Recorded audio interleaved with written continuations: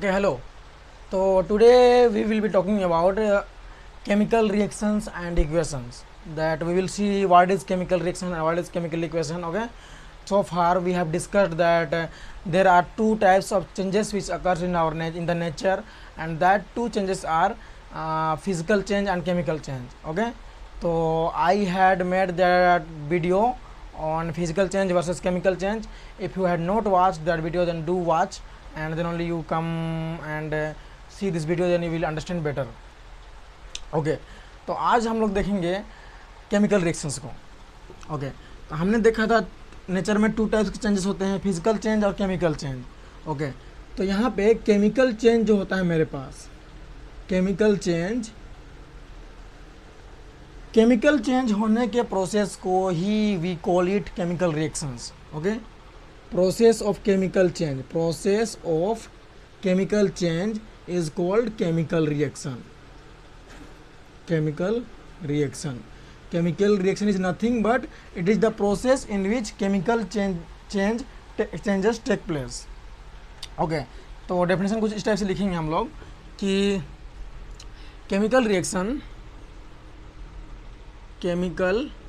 Reaction is a process in which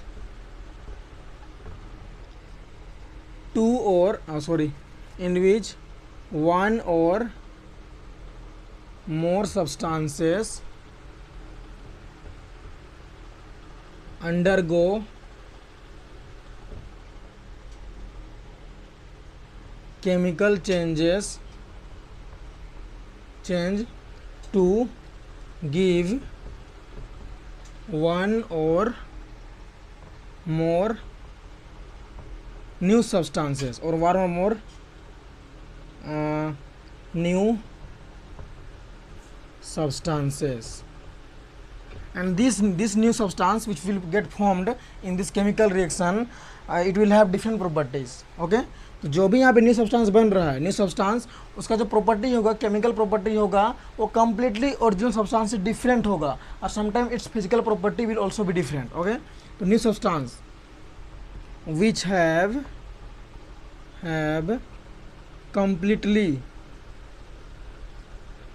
new and different properties than the original substance. Okay तो यहाँ क्या बोल रहा है कि जो केमिकल रिएक्शन मेरे पास होगा वो एक ऐसा प्रोसेस है जहाँ पे कोई सब्सटेंस लेंगे, वो सब्सटेंस उस सब्सटेंस पे केमिकल चेंज होगा. वो सब्सटेंस या तो वन सब्सटेंस हो सकता है या फिर मोर देन वन सब्सटेंस भी हो सकता है. उसमें कुछ केमिकल चेंजेस होंगे.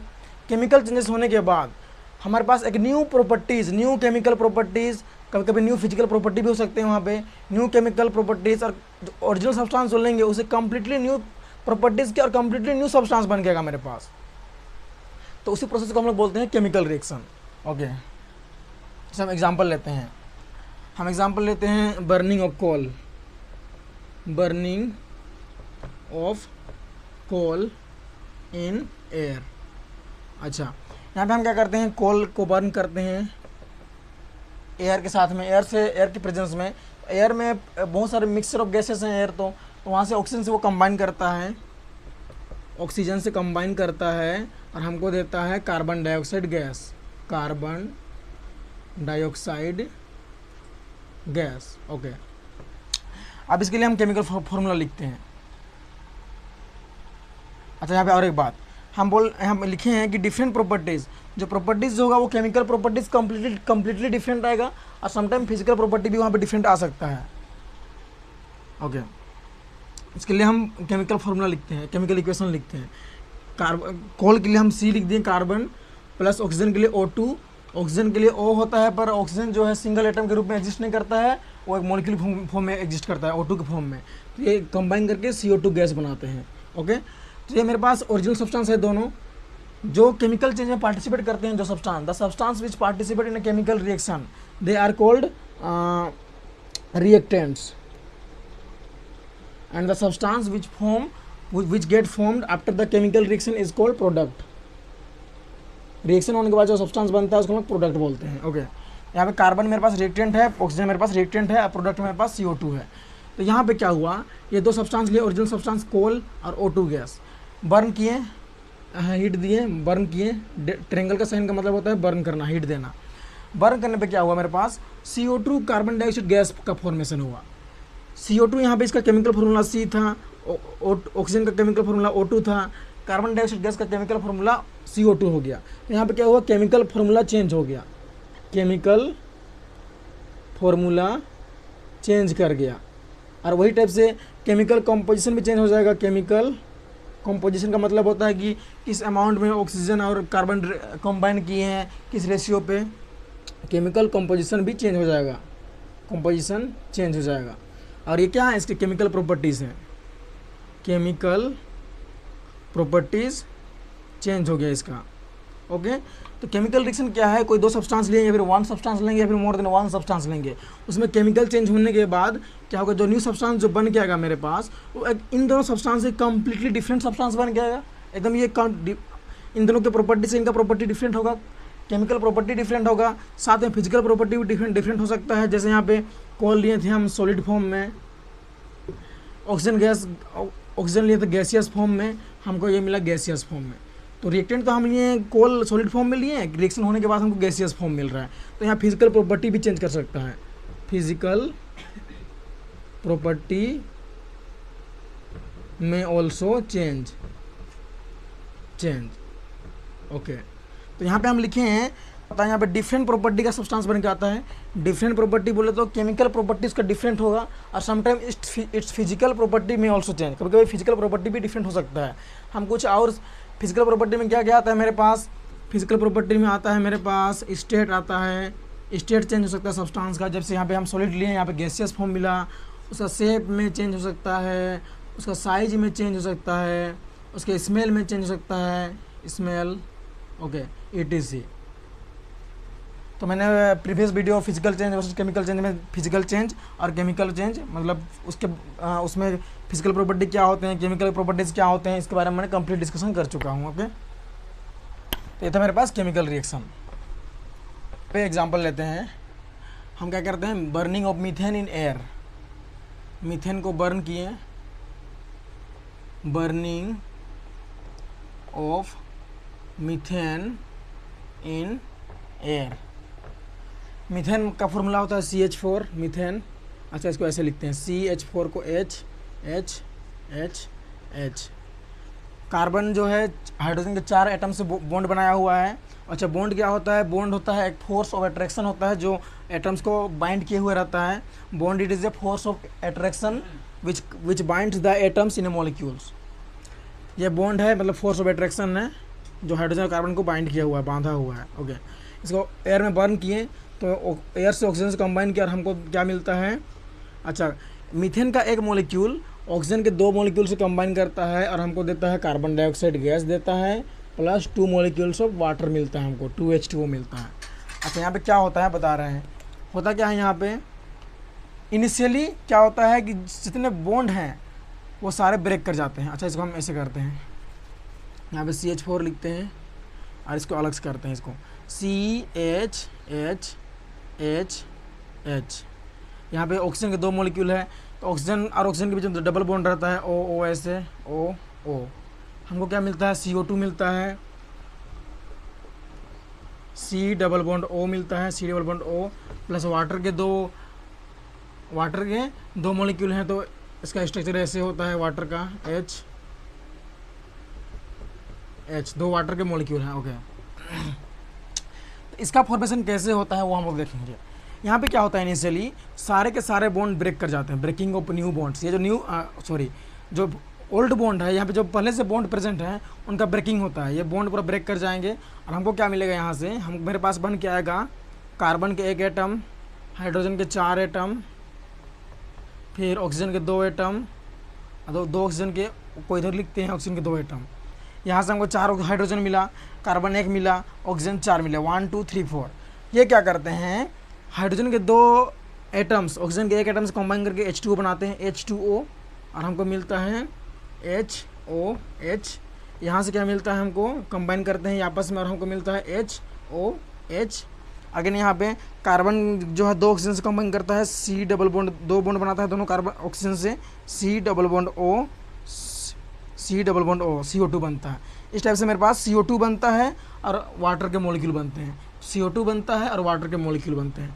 ओके तो यहाँ पे जो मेन पॉइंट क्या है, द मेन पॉइंट इज, यहाँ पे क्या हो रहा है मेरे पास, यहाँ पे क्या हो रहा है, जो मेरे पास जो इनिशियली जो सब्सटेंस लिए थे मीथेन और ऑक्सीजन, उसमें जो भी एटम्स थे कार्बन, हाइड्रोजन और ऑक्सीजन, उनका क्या होता है, उनका रीअरेंजमेंट होता है। यहाँ पे क्या हो रहा है, रीअरेंजमेंट होता है। कोई न्यू एलिमेंट या कोई न्यू एटम्स बाहर से आके यहाँ पे सब्सटेंस का न्यू जो प्रोडक्ट बन रहा है उसका फॉर्मेशन नहीं कर रहे हैं। जो ये जो सब्सटेंस बन रहा है CO2 और हाइड्रोजन और वाटर बन रहा है यहाँ पे, वो इन्हीं की एटम्स, इन्हीं के मॉलिक्यूल के रीअरेंजमेंट से बना है। ओके तो हम यहाँ लिखेंगे the new substances are formed by the rearrangements of the atoms present in the original substance।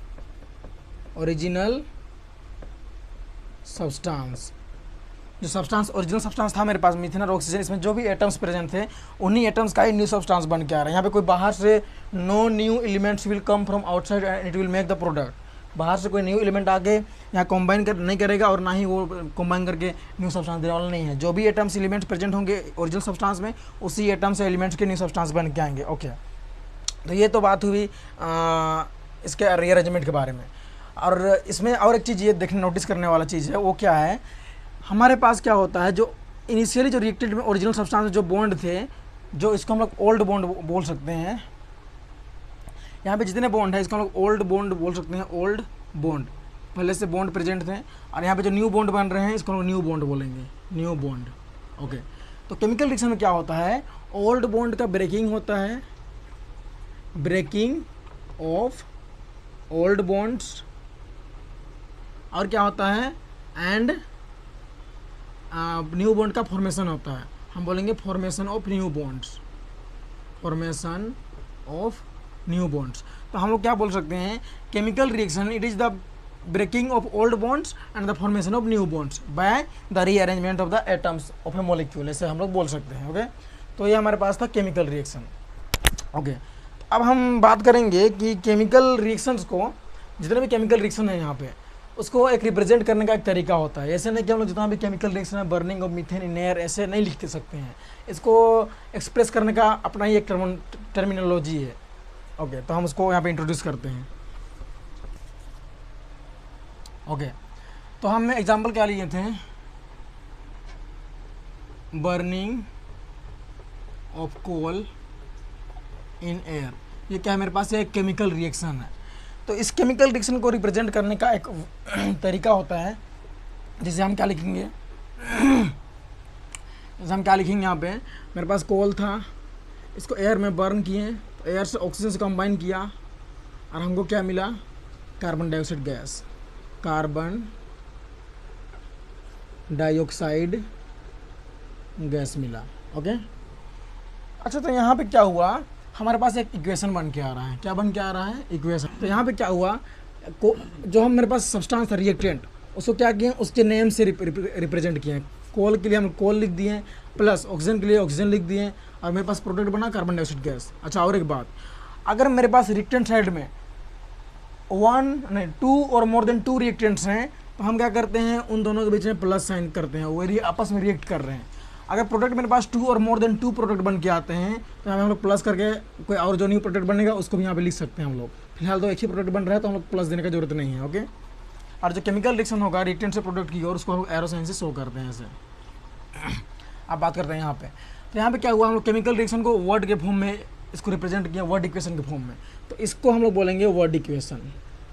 Word equation, word equation क्या है, it is the representation of the chemical reaction in terms of the chemical, in terms of the names of the reactants participating in the chemical reaction. Okay अब बात करते हैं, अब क्या करेंगे हम लोग, हमेशा जितने भी रिएक्शंस हैं उसके लिए हम लोग हमेशा तो ऐसे उनके नेम से हम लोग रिप्रेजेंट नहीं करना चाहेंगे, उसके लिए हम लोग को क्या करते हैं, हमेशा तो उसको ऐसे नेम के फॉर्म में नहीं लिखेंगे, हम लोग को उसको थोड़ा ईजी वे पे चाहिए हमको। तो हम क्या करते हैं, जो भी यहाँ पे रिएक्टेंट पार्टिसिपेट कर रहे हैं या प्रोडक्ट का फॉर्मेशन हो रहा है उसको क्या करते हैं, रिप्रेजेंट करते हैं, रिप्रेजेंटेशन या फिर रिप्रेजेंट करते हैं उनके केमिकल नेम से, केमिकल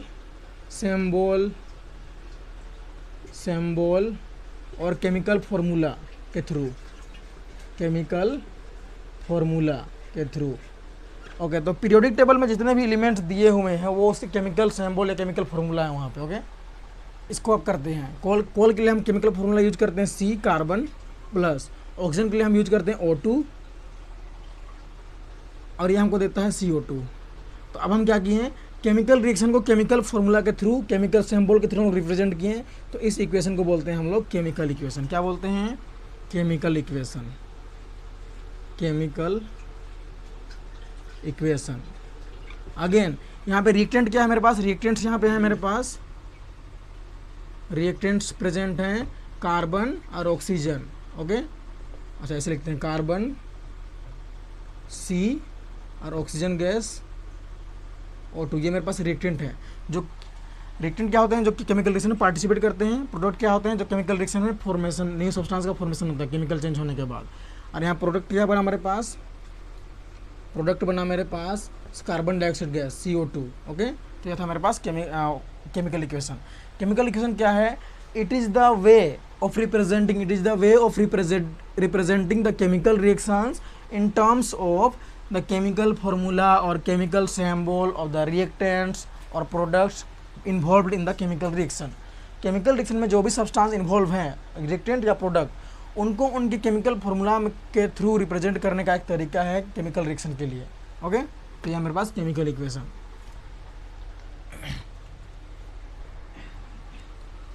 ओके, तो हम क्या करते हैं और एक एग्जांपल लेते हैं, जैसे हम मैग्नीशियम को बर्न किए एयर में, जैसे बर्निंग ऑफ मैग्नीशियम हुआ मेरे पास, burning of magnesium in air, इसको बर्न किए हैं एयर में, तो मेरे पास क्या बन के आया, मैग्नीशियम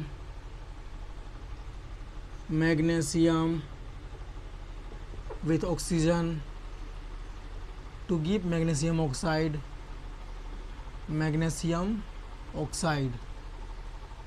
ओके, अभी इस रिएक्शन को साइड पे रखते हैं। अच्छा, अब बात करते हैं इधर दो टाइप्स के रिएक्शन के बारे में। अच्छा, जैसे एग्जांपल हम लिए हैं, जिंक मेटल को रिएक्शन कराए हैं हम सल्फ्यूरिक एसिड के साथ में H2SO4, तो हमको क्या मिलता है, ZnSO4 plus H2 gas, hydrogen gas, ये बाहर निकलता है। इसको बाहर निकलने के लिए एरो साइन से दिखाते हैं कि ये इवॉल्व होगी बाहर। अच्छा, तो यहाँ पे क्या हुआ मेरे पास, नंबर, अच्छा हम क्या है मेरे पास, रिएक्टेंट्स हैं, रिएक्टेंट्स है मेरे पास, या क्या, ये क्या है मेरे पास, प्रोडक्ट्स हैं, प्रोडक्ट्स। अच्छा, यहाँ हम नंबर ऑफ एटम्स काउंट करते हैं, नंबर ऑफ एटम्स का काउंटिंग करते हैं। इधर कितना हो जाएगा, जिंक का 1 एटम प्लस यहाँ पे 2 1 3, सल्फर का 1 एटम, ऑक्सीजन के 4 एटम, H2SO4 4 2 6 1 7, मेरे पास टोटल यहाँ पे 8 एटम्स आए। रिएक्टेंट्स में कितने एटम्स हैं, 8 एटम्स हैं। अच्छा, जिंक सल्फेट में क्या है मेरे पास, यहाँ पे 4 5 6 एटम्स प्लस 2 एटम्स, यहाँ पे 8 एटम्स हैं। अच्छा, यहाँ तक तो बात समझ में आती है। यहाँ का रिएक्टेंट्स में number of atoms in reactants is equal to number of atoms in products. Whenever there will be the number of atoms in reactants and the number of atoms in product will be equal to each other, जब दोनों side पे reactants और product side पे number of atoms equal हो जाएंगे, then this type of reaction will be called as balanced chemical equation. This type of equation will be balanced chemical equation. Balanced chemical equation. Okay, ये क्या है मेरे पास, balanced chemical equation. अगर somehow number of atoms in reactant side and number of atoms in product side equal नहीं होते हैं। क्या बोला मैंने? Number of atoms in reactants and number of atoms, अच्छा इसको नीचे लिखते हैं, atoms in reactants and number of atoms in products अगर संभव इक्वल नहीं होते हैं, दे आर नॉट इक्वल, तो हम ऐसे रिएक्शन को बोलते हैं अनबैलेंस्ड केमिकल इक्वेशन। ऐसे इक्वेशन को, यहाँ पे जो इक्वेशन का फॉर्मेशन होगा वो ऐसा केमिकल इक्वेशन जहाँ पे number of atoms in reactants and number of atoms in product equal नहीं होंगे, हम उसको नाम देंगे स्पेशली अनबैलेंस्ड केमिकल इक्वेशन। इसका और एक नाम है, उसको हम लोग बोलते हैं skeletal equation. Skeletal equation okay. और इसको हम लोग बोल दिए तो क्या? Balanced chemical equation. Balanced chemical equation okay. तो यहाँ पे हम लोग अनबैलेंस्ड में एग्जांपल ले सकते हैं बर्निंग ऑफ मैग्नीशियम का। जैसे मैग्नीशियम को हम बर्न किए, Mg को बर्न किए एयर में, ऑक्सीजन से कंबाइन किया, हमको मिला MgO। यहाँ पे नंबर ऑफ एटम्स कितने हैं? यहाँ पे 1 + 2 3 एटम्स। यहाँ पे कितने हैं? 1 + 1 2 एटम्स। तो यहाँ पे क्या हुआ, मेरे पास नंबर ऑफ एटम्स बैलेंस नहीं है, तो यहाँ पे नंबर ऑफ एटम्स इक्वल नहीं है। जब भी number of atoms in reactants and number of atoms products equal नहीं होंगे, वैसे इक्वेशन का हम लोग बोलते हैं ये एक अनबैलेंस्ड केमिकल इक्वेशन का एग्जांपल है, और ये मेरे पास बैलेंस्ड केमिकल इक्वेशन का एग्जांपल है। और कुछ एग्जांपल हो सकता है मेरे पास, जैसे हम लोग देखेंगे यहाँ पे बैलेंस्ड में हम लोग देख सकते हैं एग्जांपल, जैसे हम H2O का रिएक्शन कराएँ कार्बन डाइऑक्साइड गैस से, तो हमको मिला H2CO3। यहाँ पे मेरे पास 3 एटम्स + 3 एटम्स 6 एटम्स, इधर यहाँ पे अगेन 6 एटम्स 3 1 4 2 6 एटम्स। फिर हो गया मेरे पास calcium oxide reacts with H2O, इसका हम बोलते हैं क्विक लाइम। और ये मेरे पास वाटर, तो हमको देता है CaOH होल ट्वाइस, हमको देता है यहाँ पे लाइम वाटर, इसको हम लोग सेलेक्ट लाइम भी बोलते हैं, लाइम वाटर। यहाँ पे नंबर ऑफ एटम्स 2 1 1, कैल्शियम का 1 और ऑक्सीजन का 1 2 + 2 और 1 3 3 to 5 एटम्स हो गए। यहाँ पे OH को हम लोग ब्रैकेट से 2 से मल्टीप्लाई कर दिए हैं, तो 2 हाइड्रोजन 2 ऑक्सीजन 4 और 1 5 एटम्स दोनों इक्वल हो गए। तो ये मेरे पास बैलेंस्ड केमिकल इक्वेशन। फिर यहाँ पे हो सकते हैं जैसे H2 + O2 will give H2O। यहाँ पे मेरे पास 4 एटम्स, यहाँ पे 1 एटम्स, तो ये अनबैलेंस्ड है क्योंकि नंबर ऑफ एटम्स इक्वल नहीं है ओके। तो दो टाइप्स के केमिकल इक्वेशन बन के आया, एक था मेरे पास बैलेंस्ड केमिकल इक्वेशन जो इस साइड में मैंने लिखा है, और एक था मेरे पास unbalanced chemical equation.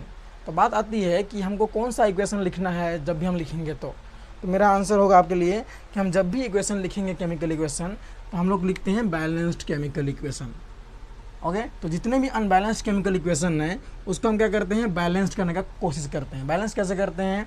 Number of atoms in reactants and number of atoms in product को इक्वल कर देंगे तो बैलेंस हो जाएगा। और नंबर ऑफ एटम्स को इक्वल, प्रोडक्ट को इक्वल करने के लिए क्या करते हैं, कुछ नंबर से मल्टीप्लाई या डिवाइड करते हैं। जनरली मल्टीप्लाई करते हैं, लेकिन समटाइम डिवाइड भी करना पड़ता है ओके। तो हम क्या करेंगे, अब अनबैलेंस्ड केमिकल इक्वेशन को बैलेंस्ड करने का प्रयास करेंगे। क्या करते हैं, मैग्नीशियम को एयर में बर्न किए, ऑक्सीजन से कंबाइन किया, हमको मिला मैग्नीशियम ऑक्साइड। जब मैग्नीशियम को ऑक्सीजन के प्रेजेंस में बर्न करते हैं तो यहाँ पे white fumes, shiny fumes white colour का निकलता है, और मेरे पास मैग्नीशियम ऑक्साइड जो है, मेरे पास जो मैग्नीशियम ऑक्साइड जो है वो वाइट कलर का पाउडर्ड फॉर्म मिलता है, वाइट पाउडर्ड फॉर्म मिलता है ओके। यहाँ पे क्या हुआ, मेरे पास यहाँ पे अनबैलेंस्ड केमिकल इक्वेशन था, यहाँ पे नंबर ऑफ एटम्स सेम नहीं थे। मेरे पास यहाँ पे रिएक्टेंट साइड में 3 एटम्स थे। फिर प्रोडक्ट में मेरे पास कितने एटम्स थे, प्रोडक्ट में मेरे पास 2 एटम्स थे। तो यहाँ पे atoms, number of atoms equal नहीं है, तो ये अनबैलेंस्ड केमिकल इक्वेशन है। अच्छा, बैलेंस्ड करते हैं हम, क्या करेंगे इसको, यहाँ पे कितने हैं मेरे पास, ऑक्सीजन के 1 एटम है, यहाँ पे 2 एटम्स हैं, तो हम यहाँ पे ऑक्सीजन को, इस पूरे होल को 2 से मल्टीप्लाई कर देंगे, मेरे पास बन के आएगा 2 MgO ओके। अब क्या हुआ, मेरे पास ऑक्सीजन के 2 एटम्स हुए, मेरे पास ऑक्सीजन के 2 एटम्स थे, मैग्नीशियम के भी 2 एटम्स हो गए, मैग्नीशियम के 2 एटम्स हैं, 2 से मल्टीप्लाई कर दिए इसको अब यहाँ पे गिनेंगे number of atoms, number of atoms count करते हैं। यहाँ मेरे पास 2 + 2 4 एटम्स हुए, 4 एटम्स। ओके, यहाँ पे 1 1 2 2 × 2 2 × 2 = 4 एटम्स। अब क्या हो मेरे पास, number of atoms in reactant side and number of atoms in product side equal हो गए, तो हम इसको बोलेंगे बैलेंस्ड केमिकल इक्वेशन। क्या बोलेंगे, अनबैलेंस्ड को क्या किया हम लोग, बैलेंस कर दिए, बैलेंस्ड कर दिए, बैलेंस्ड केमिकल इक्वेशन। जो मेरे पास अनबैलेंस्ड केमिकल इक्वेशन था उसको मैंने क्या कर दिया, बैलेंस कर दिया। क्या करके, नंबर ऑफ एटम्स को इक्वल करके। नंबर ऑफ एटम्स को इक्वल कैसे किए, कुछ नंबर से मल्टीप्लाई करके। ओके, इस जो नंबर से मल्टीप्लाई किए हैं इस नंबर को हम लोग पार्टिकुलर नाम देते हैं। यहाँ पे 1 होगा, यहाँ पे 2 होगा, इसका हम लोग बोलते हैं स्टोइकियोमेट्रिक कोएफिशिएंट बोलते हैं। ओके, खैर ये अभी नहीं देखना है हम लोग को। अच्छा, आगे बढ़ते हैं। अब बात आती है कि why do we need to balance an unbalanced chemical equation. Equation का शॉर्ट फॉर्म EQN। ओके, तो मेरे पास एक सवाल उठ के आया कि हम लोग अनबैलेंस्ड केमिकल इक्वेशन को बैलेंस क्यों करते हैं, क्यों करना जरूरी है। ओके, तो यहाँ पे एक नया टॉपिक इंट्रोड्यूस होता है मेरे पास, law of conservation of mass का। ओके, तो हम उसको डिस्कस करते हैं। तो यहाँ पे क्या है, why do we need to balance an unbalanced chemical equation. इसके लिए मेरे पास एक नया टॉपिक आता है, वो है law of conservation of mass. Okay, law of conservation of mass.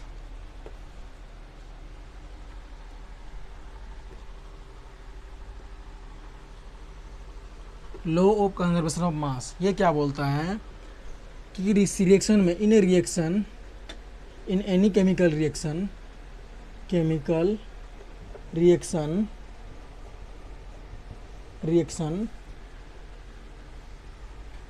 Number sum of mass of reactants will be equal to sum of mass of products। Okay, reactants का जितना मास होगा, रिएक्टेंट में जितना मास होगा, जो भी रिएक्टेंट में जितने भी 1 2 जो भी वहाँ पे रिएक्टेंट के रूप में पार्टिसिपेट करेंगे केमिकल रिएक्शन में, उनका मास, उनका जो मास होगा उसका समेसन पूरा जोड़ देंगे, और प्रोडक्ट में जितना भी सब्सटेंस रहेंगे 1 2 जो भी हो, उनका मास को सम कर देंगे, जोड़ देंगे। तो अगर उनका मास जो है इक्वल आता है, इक्वल हो जाता है, तो उनका बराबर हो जाता है, तो हम बोलेंगे law of conservation of mass satisfy कर रहा है। मेरे पास क्या होना है, इसको हम लिख दे तो मास जो है सब्सटेंस का वो कंजर्व्ड रहेगा। क्या रहेगा, कंजर्व्ड। इसका जो एक्चुअल डिफिनेशन है वो कुछ इस टाइप के है कि in any chemical reaction the mass of a substance का जो मास है can neither be created nor be destroyed.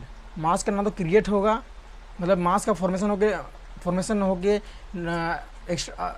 मास में इंक्रीमेंट वाला सब्सटेंस नहीं बन के आएगा, या फिर ना ही mass can neither be created nor be destroyed, और ना ही मास का डिस्ट्रॉय होगा। मतलब जो ओरिजिनल सब्सटेंस लेंगे उसका मास में डिक्रीमेंट होके कम मास वाला सब्सटेंस बन के प्रोडक्ट के फॉर्म में नहीं मिलने वाला है हमको। ओके, तो जैसे हम एग्जांपल लेते हैं, हम यहाँ पे क्या लिए हैं, हम मैग्नीशियम लिए, ऑक्सीजन के साथ बर्न किए, तो MgO बना मेरे पास। ओके, यहाँ पे मास, नंबर ऑफ एटम्स कैलकुलेट करते हैं, एटम्स कैलकुलेट करते हैं, यहाँ मास कैलकुलेट करते हैं। यहाँ कितना नंबर ऑफ एटम्स कितना था मेरे पास, 3 था, यहाँ पे कितना था, 2 था। मास देखते हैं, मैग्नीशियम का एटॉमिक मास होता है 24 ग्राम, ऑक्सीजन का एक एटम का होता है 16 ग्राम। यहाँ पे 2 एटम प्रेजेंट हैं। ऑक्सीजन जो है कंबाइंड फॉर्म में रहता है, O2 के फॉर्म में रहता है। यहाँ पे 16 × 2 32 ग्राम। तो नेट कितना आ रहा है मेरे पास, 4 2 6 और 5 56 ग्राम आ रहा है मेरे पास। मतलब हम बोलेंगे कि रिएक्टेंट्स का मास, अच्छा ऐसे लिखेंगे, sum of mass of reactants is equal to 56 gram. Okay, अब यहाँ पे चूँकि यहाँ पे एक ही प्रोडक्ट बन के आया है, तो यहाँ पे मास को बस इसका मास हम लोग देखेंगे। यहाँ पे अगर कोई और सब्सटेंस बन के आता है, मोर देन टू और मोर देन टू सब्सटेंस बन के आते हैं, तो हम उन सबका मास को ऐड करके हम लोग उसका सम ऑफ मास ऑफ प्रोडक्ट निकालते हैं और दोनों को कंपेयर करते हैं। यहाँ पे एक ही सब्सटेंस बन के आया है तो हमको उसको ध्यान नजर नहीं है। अच्छा, यहाँ पे मास देखते हैं। इसका मास हो जाएगा, यहाँ पे नंबर ऑफ एटम्स तो 2 है, मास हो जाएगा Mg का 24 ग्राम प्लस ऑक्सीजन का 16 ग्राम, तो मेरे पास आ जाएगा 40 ग्राम। ओके, तो यहाँ पे ये हो गया मेरे पास मास ऑफ प्रोडक्ट। अगर हम लिख देंगे sum of mass of product, यहाँ पे mass of reactants, sum of mass of reactants and sum of mass of products are not equal to one another, एक दूसरे के इक्वल नहीं है। तो हम बोलेंगे कि ये जो रिएक्शन है लॉ ऑफ कंजर्वेशन ऑफ मास को फॉलो नहीं कर रहा है। और चूंकि जितना भी रिएक्शन है, केमिकल इक्वेशंस है मेरे पास, सभी को लॉ ऑफ कंजर्वेशन ऑफ मास को फॉलो करना है। मतलब उसमें जो है रिएक्टेंट का मास और प्रोडक्ट का मास, दोनों का मास बैलेंस्ड होना है, दोनों का मास इक्वल होना है। तो हम लोग इस अनबैलेंस्ड केमिकल इक्वेशन क्या करते हैं, बैलेंस करते हैं। अब बैलेंस कैसे करेंगे, देखिए हम बैलेंस कैसे किए थे, Mg को 2 से मल्टीप्लाई कर दिए थे, प्लस O2 से रिएक्ट करके 2 MgO दिया हमको। नंबर ऑफ एटम्स कितने थे मेरे पास, एटम्स यहाँ पे 4 एटम्स इधर थे, यहाँ भी 1 2 और 2 से मल्टीप्लाई किए, 4 एटम्स यहाँ पे थे। अब इसका मास कैलकुलेट करते हैं, मास कैलकुलेट करते हैं। जैसे Mg का 24, तो यहाँ पे 2 से मल्टीप्लाई है तो 48 हो जाएगा मेरे पास। 24 इंटू 2 इक्वल टू 48 ग्राम। और ऑक्सीजन का है मेरे पास, ऑक्सीजन का 16 ग्राम, एक गो का तो 2 गो है तो 32 ग्राम हो जाएगा मेरे पास। सॉरी, ऑक्सीजन का 1 एटम का 16 ग्राम होता है, 2 एटम्स हैं तो 32 ग्राम हो जाएगा मेरे पास। फिर हम इधर आएंगे प्रोडक्ट साइड में तो MgO का था मेरे पास 40 ग्राम, 2 मॉलिक्यूल हैं तो 2 into 40 gram will be equal to 80 gram हो जाएगा। और यहाँ पर मेरे पास 820, यहाँ भी 80 ग्राम हो जाएगा। तो क्या किए हम, जब भी नंबर ऑफ एटम्स को हम बैलेंस कर दिए, यहाँ पे नंबर ऑफ एटम्स इक्वल नहीं थे, दोनों साइड में नंबर ऑफ एटम्स हम इक्वल कर दिए, 4 एटम्स इधर 4 एटम्स इधर। जब भी नंबर ऑफ एटम्स हम लोग बैलेंस करते हैं तो हमारे पास जो मास जो है वो ऑटोमेटिकली बैलेंस हो जाता है, ऑटोमेटिकली इक्वल हो जाता है। तो हम अनबैलेंस्ड केमिकल इक्वेशन को बैलेंस क्यों करते हैं, बैलेंस इसलिए करते हैं कि नंबर ऑफ एटम्स वहाँ पे बैलेंस करने से इक्वल हो जाते हैं, तो law of conservation of mass satisfy हो जाता है। तो हमको फाइनली अनबैलेंस्ड केमिकल इक्वेशन में क्या करना है, कंजर्वेशन ऑफ मास का जो लॉ है उसको सेटिस्फाई करने के लिए ही हम बैलेंस करते हैं। ओके, यहाँ पे 80 ग्राम इधर रिएक्टेंट बन के आया मेरे पास, 80 ग्राम का प्रोडक्ट बन के आया मेरे पास। अच्छा, और एक बात, चूँकि मेरा मास जो है नंबर ऑफ एटम्स पे डिपेंड करता है, नंबर ऑफ एटम्स पे डिपेंड करता है, तो हम क्या करते हैं, नंबर ऑफ एटम्स को इक्वल करते हैं तो मास ऑटोमेटिकली इक्वल हो जाता है। तो जो मेरा क्वेश्चन था, why do we need to balance an unbalanced chemical equation, तो what was our question, the question was that why do we need to balance an unbalanced chemical equation. So our answer will be here, what is this, and this is in order to obey or make the chemical equation obey the law of conservation of mass, we need to balance the unbalanced chemical equation. And how do we balance? अब balance कैसे करते हैं, number of atoms को equal करते हैं तो number of mass जो है ऑटोमेटिकली इक्वल हो जाता है। ओके, तो ये हमारा आज का टॉपिक था। Okay, so thank you.